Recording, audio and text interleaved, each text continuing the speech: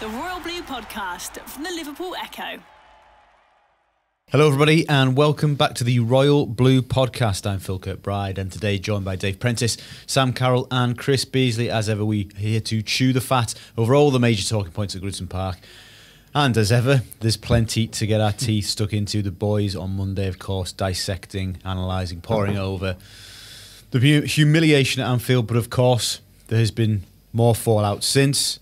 Two significant stories emerging in the aftermath.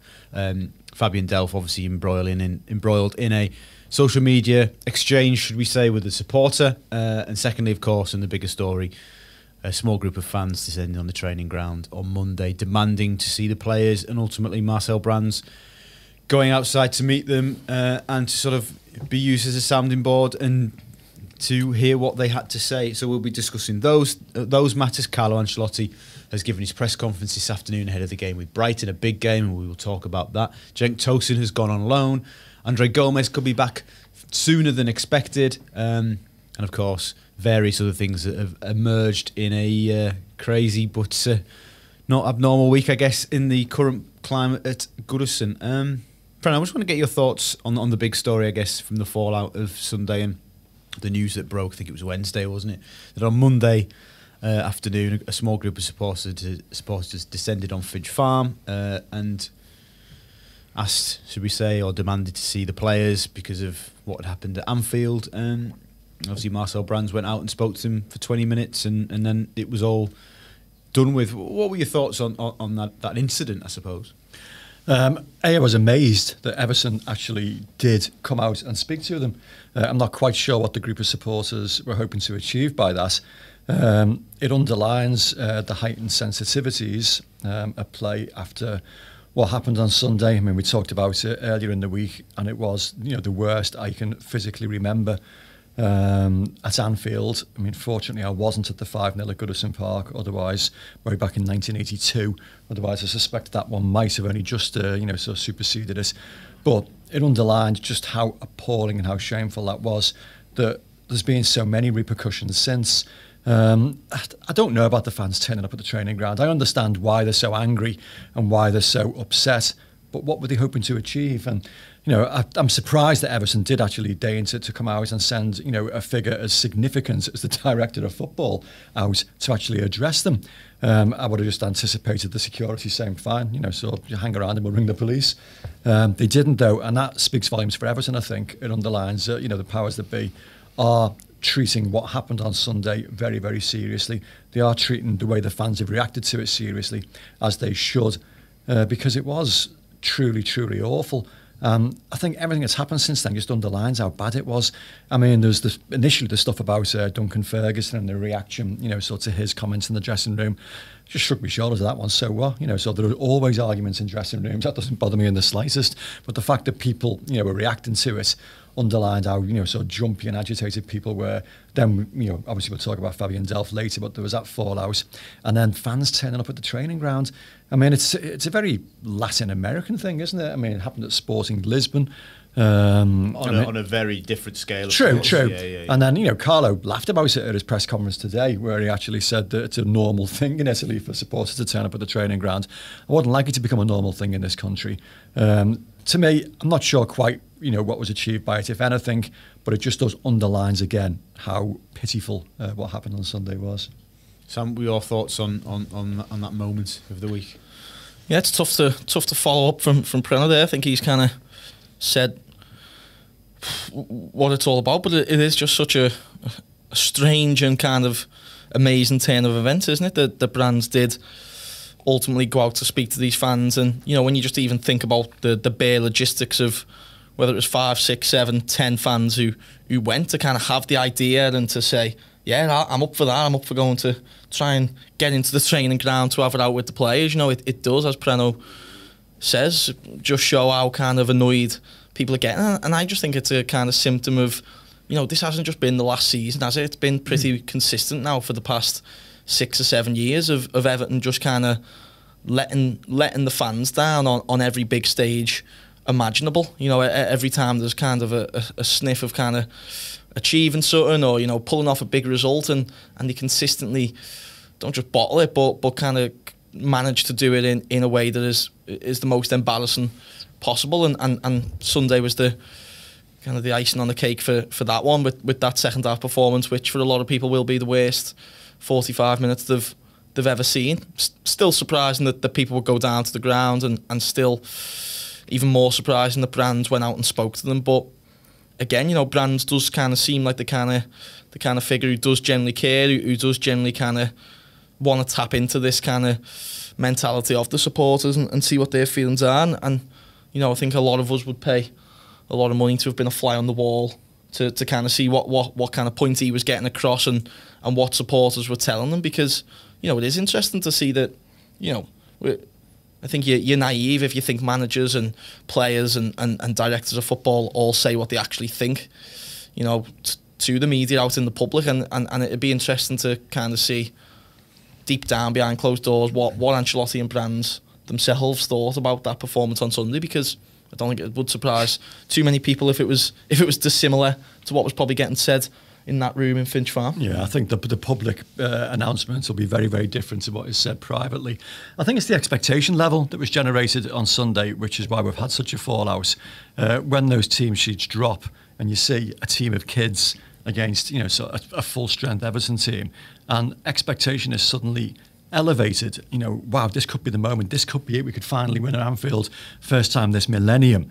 And without even looking at, you know, so the other, you know, things that were at play, you know, so the Everton players who were clearly leg weary and laboured, but just that expectation level suddenly grew, and then to have that shattered only 90 minutes later is why there was like so much fallout, and it'll rumble on for a while. Yes, it's going to be a weird old atmosphere tomorrow, that's for sure.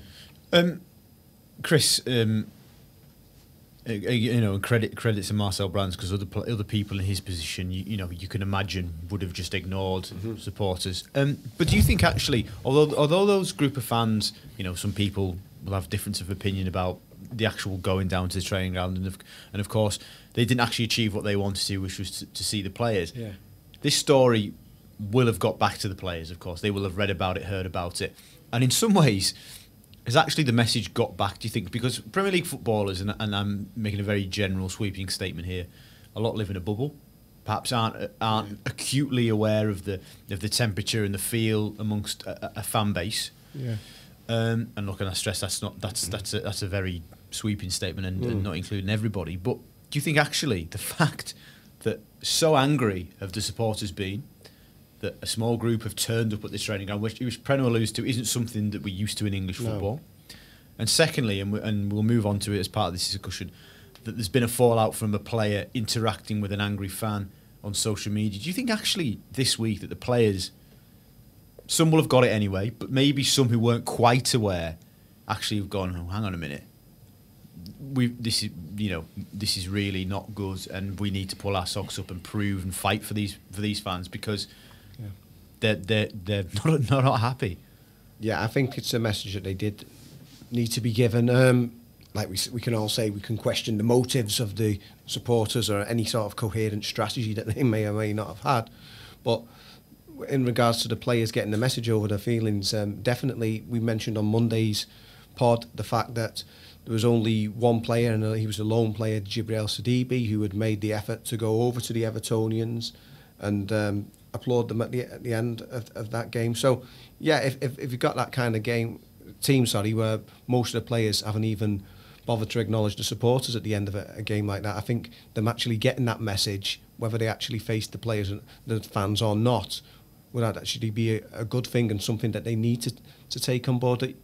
You can't get away with a result with that and not have any repercussions. I was like, oh, well, we'll play Brighton now and get 3 points on Saturday, everything will be okay, move on. Well, no, this is like, I think as Sam's mentioned, it will be a result which will have implications for a long time. I don't think you can start blaming individual people, but to me it also kind of seems very coincidental that, you know, Martinez was kind of, infamous maybe now for being kind of almost too lenient with the players. You know, Koeman was a bit standoffish and maybe didn't care as much, and you know, Marco Silva seemingly was the same. You know, it did seem like generally the players had a lot of affection for him, but sometimes you did kind of worry, you know, was he a strong enough character to kind of to give them that motivation when they needed it. And then you look at like when David Unsworth was in charge, someone who clearly wouldn't take no nonsense and maybe sometimes could be a little bit abrasive in his own way. There was that training ground fallout, and now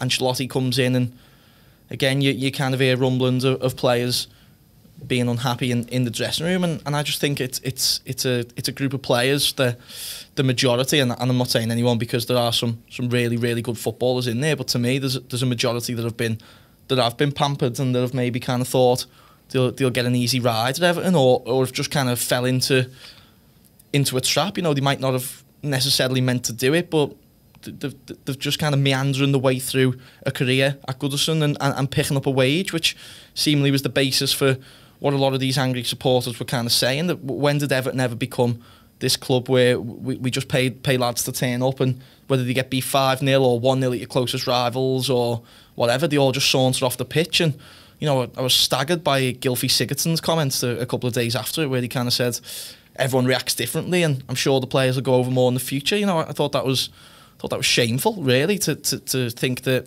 regardless of how you react to a defeat, you go and pay respect to fans who've forked out a large portion of probably what they earn in a week to go and watch it and support them, and you've just embarrassed yourself in the shirt to not go over, and whether you get stick or you get clapped, you go and deal with it, don't you? So there is a few in there who've had an easy ride, and I don't think it's a thing of the need to get kind of motivated, or they need to be aware of what's happening outside of the club, or they need to be aware of fans turn up at the gate, because it shouldn't have to be happening in the first place, should it? Whatever you're earning, as soon as you sign for Everton, you put 100% on the pitch, and you don't turn in. That should be the case, though. I mean, I said earlier in the week, it's all down to recruitment, and we probably haven't had an attitude in Goodison Park or Finch Farm that we would like since David Moyes went. I'd say as long ago as that. And that was because when David Moyes bought players, because we had lots of embarrassing results under him, but when he bought players, he looked very, very detailed and very deeply into their character as well as their ability. And he tried to create a squad of players that he could trust, and he knew what he was going to get from them. And I saw something the other day, somebody talking about, how Everton overachieved under David Moyes, qualifying for Europe. And it was a bit harsh, he said, with Kevin Kilbannon left midfield. And somebody else they mentioned just picked two unglamorous players out, but two players that had absolutely, 100% attitude, impeccable all the time. And, so we're at it all the time. And that's maybe a little bit lacking at the moment. So you get games where you see players maybe go missing, maybe not quite showing the right level of attitude, and that comes down to recruitment. I was going to say, Preno, let's pick you up on that point. Do you think maybe in this era where, for want of a better phrase, we've come into money, do you think maybe we have lost sight of those values in recruitment? And are you confident from what you hear and what you see and what you read that actually something like Brands, who's come in, has got more of a handle and an idea that is important? Possibly. I mean, I read a piece earlier in the week comparing Everton to Leicester and their recruitment strategy. Leicester picking up young, hungry players in inverted commas. I mean, James Maddison, everybody knew about, and Everton were linked with him certainly, but decided not to go down that road. But suggesting that Leicester were picking up the players that had something to prove, whereas Everton were going down more like the glamorous route, buying players from Barcelona, buying players for huge sums of money like Gylfi Sigurdsson, thinking that would be a better fit. And it was a fairly easy argument to make that. And the truth is somewhere in the middle. Sure, you want footballers from Barcelona. They're not Barcelona for a reason, because they're quality footballers. But equally, you want players with really sort of strong character and sort of intense attitude. And we do have players like that in the squad. Just not enough of them. Fabian Delph was brought in as that kind of player, and whatever we've seen from him so far, nothing has happened to question that. He looks like a player, so who has got a decent attitude. Seamus Coleman, so we know has that, which is why I was a bit surprised when I saw him being one of the players, taken off at the weekend. But it's all about building a squad of players that all have that same mindset. Obviously, there's lots and lots of different individuals within the squad, but you want to try and create an identity, if you like. And that's lacking at the moment. And it's going to take Carlo Ancelotti a lot of work and a lot of time to try and rediscover that attitude. So, as I say, I think it's been lacking since David Moyes left. Chris, we hope that the events of this week will have offered, as we mentioned before, a timely reminder to the squad about what it means to play for the football club. How confident are you that we will see a reaction against Brighton on Saturday? Because I think it easily has been perhaps lost to a degree in the events of the week, but it's a significant game for the club, a huge opportunity for a win, because we all know how tight things are and how a bad result and other results going against us elsewhere, and all of a sudden the table takes on a completely different complexion. So how confident are you that we will see a reaction from the players, and that and what sort of atmosphere would you anticipate as well?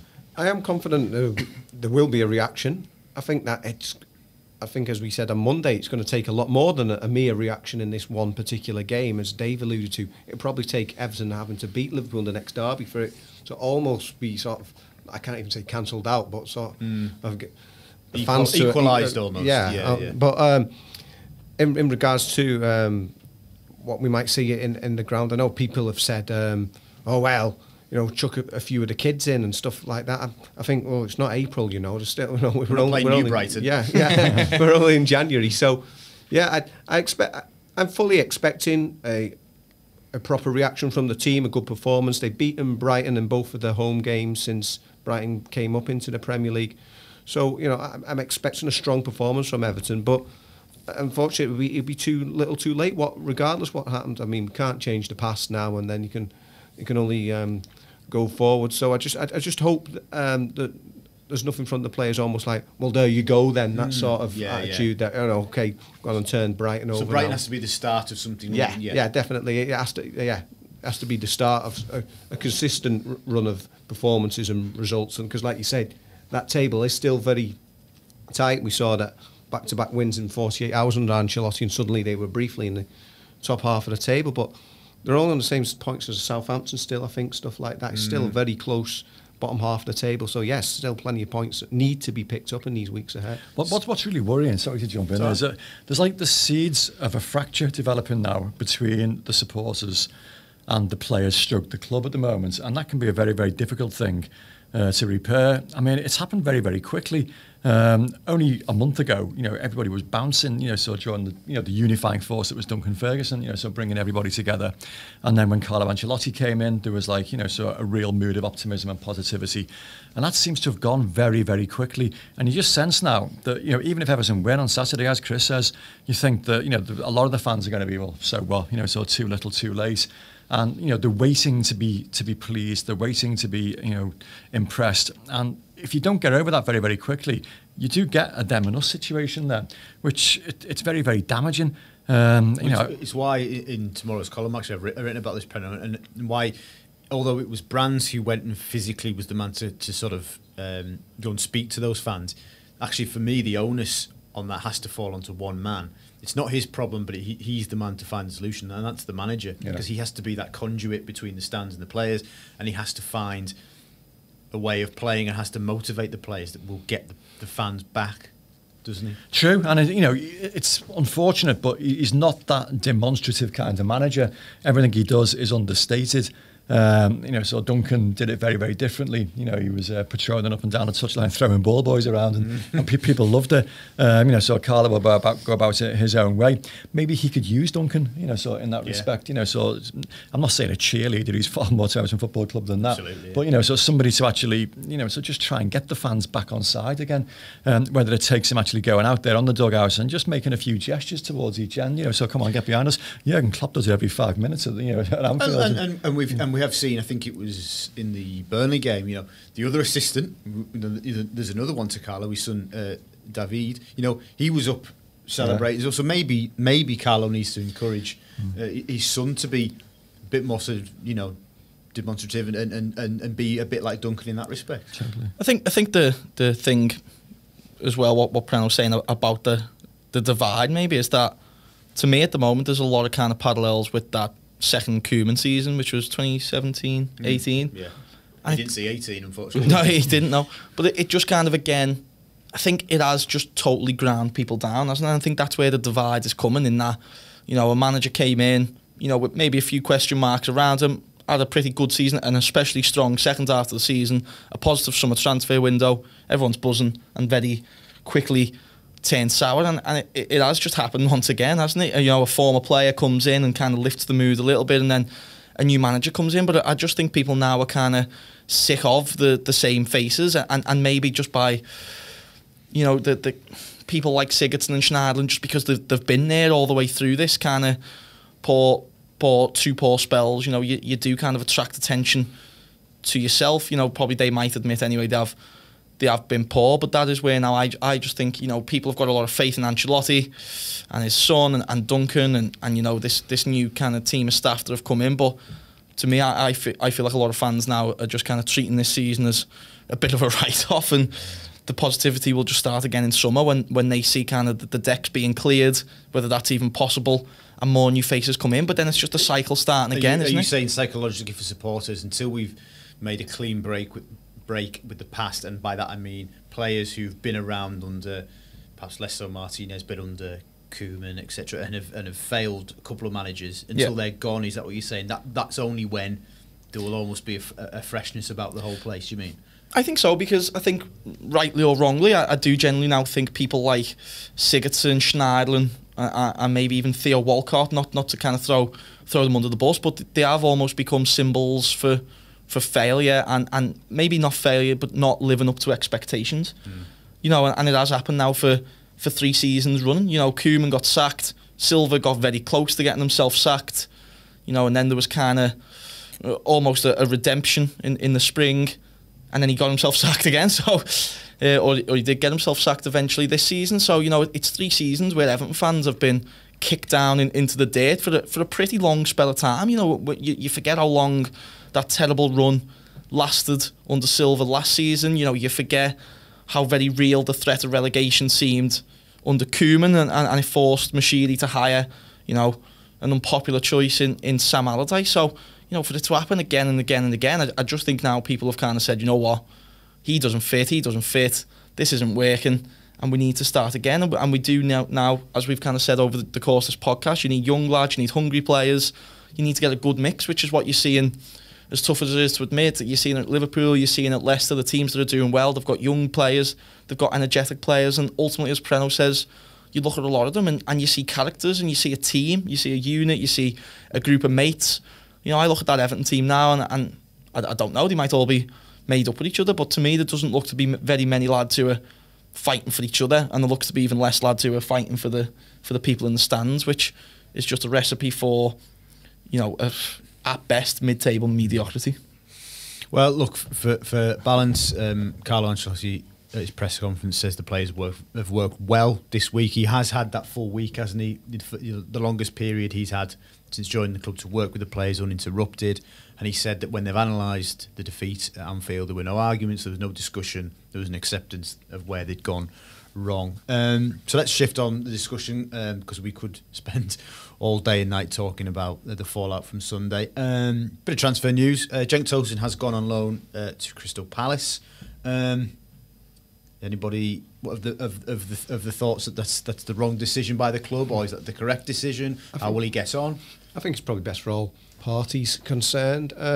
Again, Tosun was one of these players who struggled to get him off the books. We knew as far back as last summer, you know, he was surplus to requirements, and, you know, they would accept the right kind of offer for him. But, you know, he's on a good wedge at Everton, and he wasn't willing to give that up lightly, hence probably why he's ended up at another Premier League club. We know him for a long time, his old club Besiktas, other Turkish teams been linked for him, but ultimately he's gone to another Premier League club.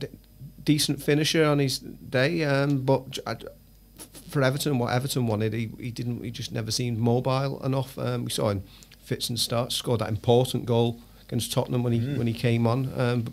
So yeah, I think it's best for all parties. It's just a shame from Everton's point of view that, again, it's only a loan deal and it's not a permanent transfer. It's just one of those many players that we can't shift. I mean, don't mind him. You know, he's not absolute top level. You know, he was okay for what Sam Allardyce wanted at the time, which was, you know, a physical presence in the middle to get on the end of crosses, which he did on a number of occasions. I mean, Stoke away was the notable one. but not really a player that you're going to plan around for the future. Calvert-Lewin is somebody you can plan, so a future around, because there's development, there's improvement there, there's promise. Whereas Tosun, what you see is what you get, which is a reliable enough finisher, as Chris says, but a player who lacks a bit of mobility, and a player who's on a huge transfer, he's on a huge salary, courtesy, I believe, of Mr. Walsh's negotiations back in the day. So as a result, he's only left on loan, and it'll be another of those players of which there's a massive long list now that we just can't lose permanently. And it's going to take several seasons before a lot of these players are shifted and moved on. Marcel Brand's arrived with a different strategy altogether, and that strategy is still in place despite sort of a new manager arriving. But to see it through is going to take time. No, and again, it's something I make a point of in the column tomorrow morning, that selling this column, aren't you, Phil? Well, this is what the podcast is about. Understandably, in the wake of Sunday, and we all probably thought it. We were all looking at a number of players, going, right, just get rid of them, not good enough. But as you say, Preno, clearing the decks has been ongoing for 18 months and shows no sign of easing up. You look at the list of players who are on loan. You've got Sandro, you've got Balassi, you've got Besic, you've got players of almost forgotten players who we can't sell. All with another 18 months to run on a contract. It's not like they can get rid of them this summer. Yeah, like you said, I was tasked with doing a piece on the loan players today, and they're just an absolute army of them. And you said some are young prospects who they might come back. I mean, there's Joe Kenny's probably the best chance of actually coming back and making it. But the so many of them, you're thinking, wow, are they still there? Somebody like Besic, you're thinking, well, like I say, almost a forgotten man, because it was that long ago since he was even in the Everton first team. His previous loan spells at Middlesbrough, and they just can't get rid of him. People who aren't even out on loan, Umar-Niasse and how Martina. long, and with respect to Umar, how long have the football club been trying to sell Umar-Niasse?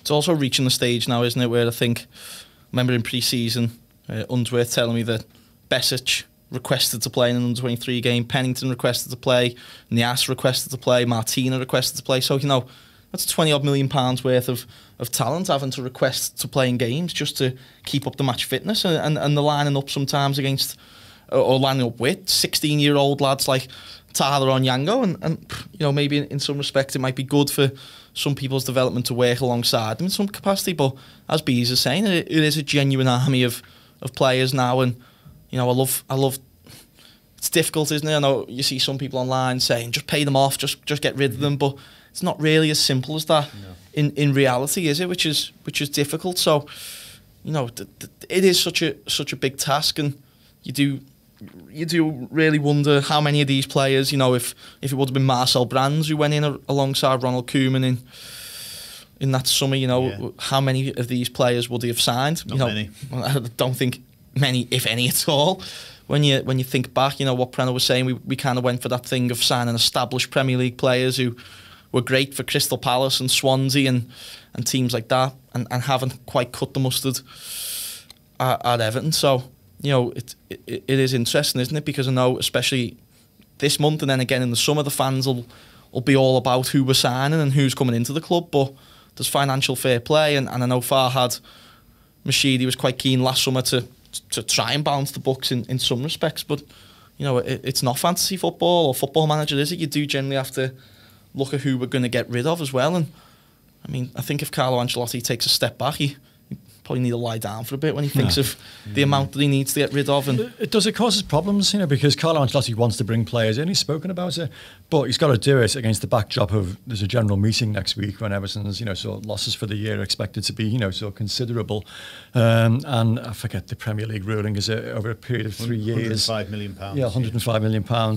Is the maximum losses that you can post. Therefore, Everton have to be very, very careful and very shrewd.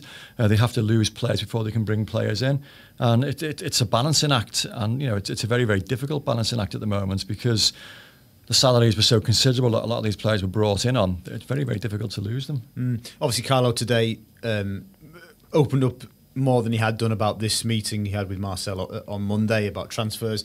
As you say, Preno, he still is speaking hopefully about trying to add players. He was being coy about positions and names, but did sort of allude to the fact that he wouldn't mind a new central midfielder. A position that needs strengthening. Do we agree?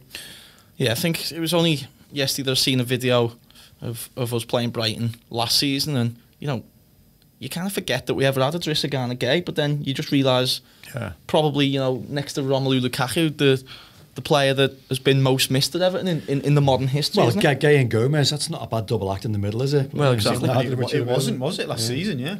I just think we really have missed that kind of energy. I just think Idrissa Gana Gueye will probably be the most underappreciated Everton player, probably up there with of all time, certainly in the modern history.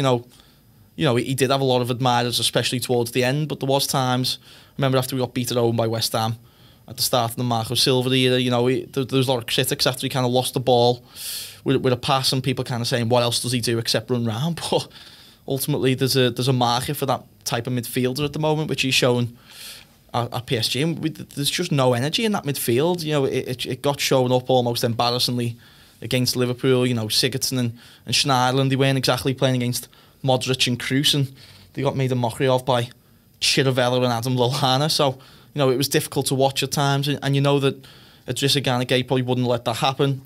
Obviously massively unfortunate to lose Gomes and Jabaman in the manner that we did. But I don't... Ancelotti's long enough in the tooth to know any midfield needs someone who's going to run for 90 minutes, get stuck in for 90 minutes and cover those spaces and break those lines up. So it's easier said than done, but you'd like to think that between him and Marcel Brands and this scouting team that we have, there's been someone or several players out there identified, because I think that's the exact type of player we need to get sorted by the end of January. I'd take signing no one else as long as we get one player like that. I was going to say, I'm just going to float this idea, because January, as we know, is full of pitfalls. Marcel's not a fan, and clearly there's nothing in the pipeline as it stands. What would be the reaction, do you think, if the club actually didn't sign anybody this month? I don't know. I mean, I don't think it'd be, so people turning up at the training ground, so demanding audiences with the director of football again.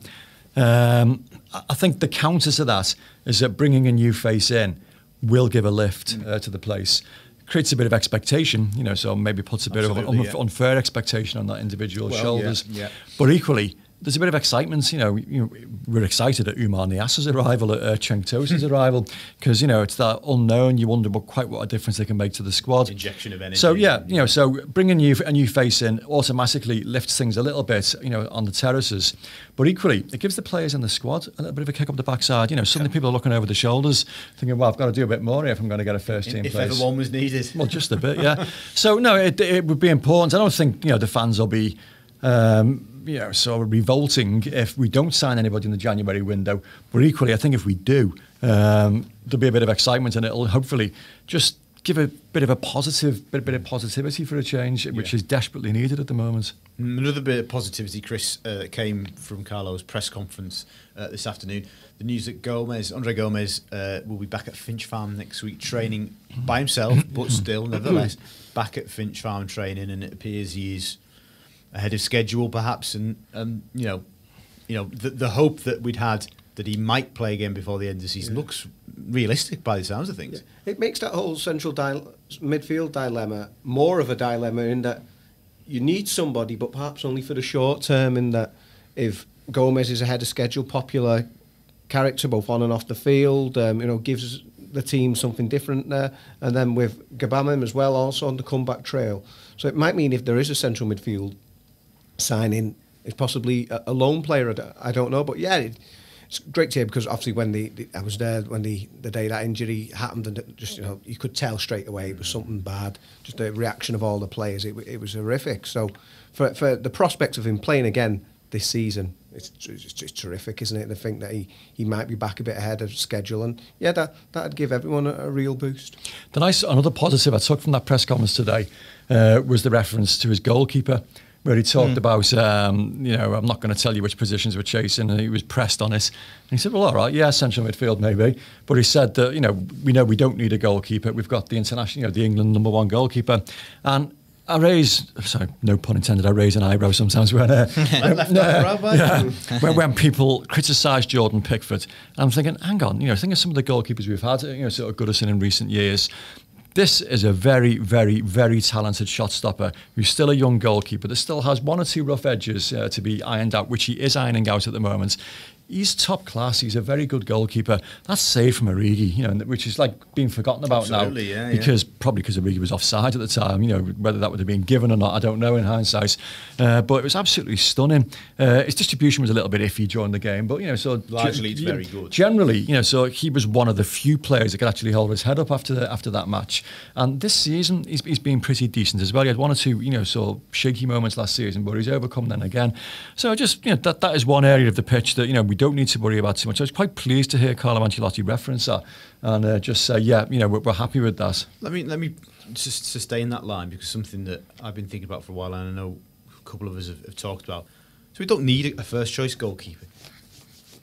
Besides Sam, do we need more in the backup position? Because Jonas Lossell, notably, is no longer considered number 2 because he's not been even in the matchday squad since Duncan took charge.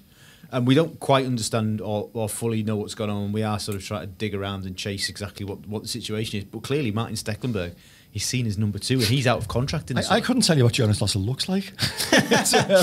Might have seen him in the fresh a few times. It's so long. Exactly, it's so long since we've clapped eyes on him.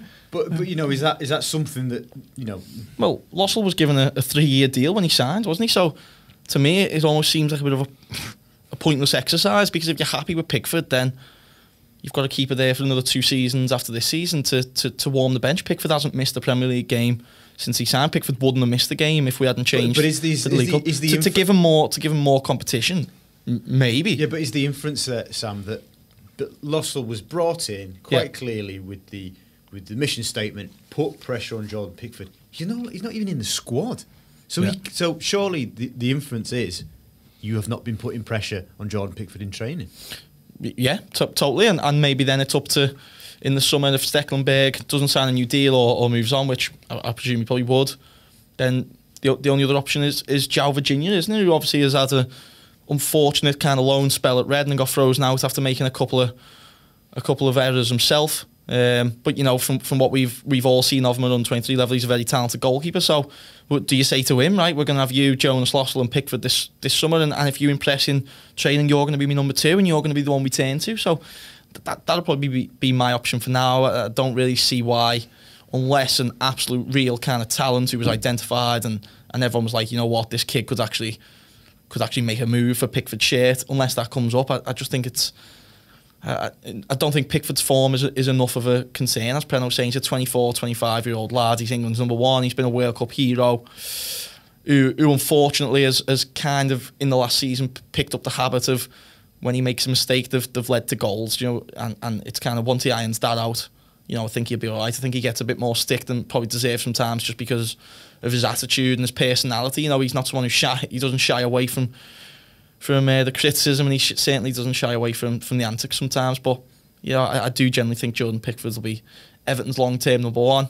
The Lossell thing is just so strange, isn't it? So as we've kind of pointed out, it was an odd decision, wasn't it, for Ferguson, to randomly make in his first game to drop the second choice to third choice. But Ancelotti has then came in and continued it. So surely there's obviously surely something in Duncan, who's been with the first team all season, must not have seen enough from him, and maybe in the back of his mind, Marco's still in charge, and he's thinking, if I was in charge, he wouldn't be in the squad. Yeah, and that's the thing, isn't it? And now we've also got, say, new. I know he's with the under-23s, but a new to the first team goalkeeping coaching, Alan Kelly, who worked with Stecklenburg last time he was number 2, and maybe he kind of had an influence on that as well. which would possibly make sense. So that's another strange kind of offshoot to this season, and just another weird footnote. I think when you've got a goalkeeper as good as we think Jordan Pickford is, I don't think it matters. No. I remember Neville Southall having a succession of very, very good backup goalkeepers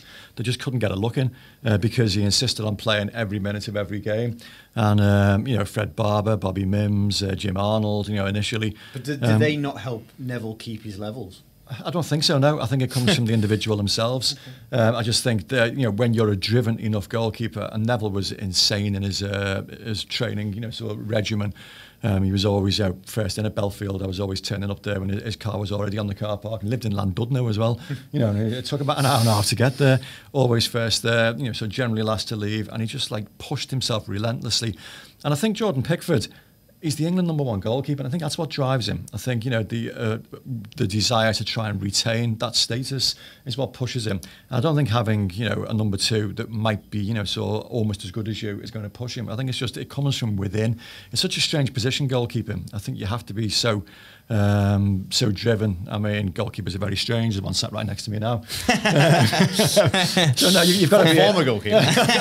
You've got to be a very sort of unique mindset. So I don't think it really matters as much as other positions maybe what you've got in reserve pushing you on. Okay, before we wrap up today's podcast, the second of the week, of course, it's customary predictions time to go around the table and get the lads to predict the scoreline for Saturday's game with Brighton. Chris, you're at the fire, and we'll start with you. What's your prediction for Everton versus Brighton? 3 o'clock, Goodison Park. Yeah, it's still not going to be enough to eradicate what happened last weekend, but I'm going to be positive. I'm going to say 2-0 to Everton. For the 250th time this season, I'm saying it. Everton are back. 4-0. 4-0. Richarlison first goal. Put that on and make yourself a rich man, Phil. Right. The impetuosity of youth, dear oh dear. 3-0. The idiocy of old age. No, I just think that there's going to be a reaction. So everybody is aware of how angry the supporters were at what happened last week, and we're going to see a reaction. Admittedly, there might be a bit of, 1 week too late, unfortunately. And also the fact that so many players were weary, laboured, leg weary, having played only 4 days or 3 days previously at Man City. Full week to prepare for this one. Fresh, yeah, exactly. I think Ancelotti has said that they've trained well this week, so I can see a convincing home win. Good. I think 2-0 as well. I do think we will keep a clean sheet and get the reaction we all want, expect, and will be demanding. So, chaps, thank you very much for your company. Excellent as always, and thank you very much for listening. We'll be back again, of course, early next week to sift through what we hope is a victory over Brighton and getting the Blues back on track. And stay with us across the weekend. We'll be at Goodison on Saturday. All the live updates, news, analysis, opinion, post-match analysis, of course. Stay with us. Thank you very much for listening. This has been the Royal Blue Podcast. The Royal Blue Podcast from the Liverpool Echo.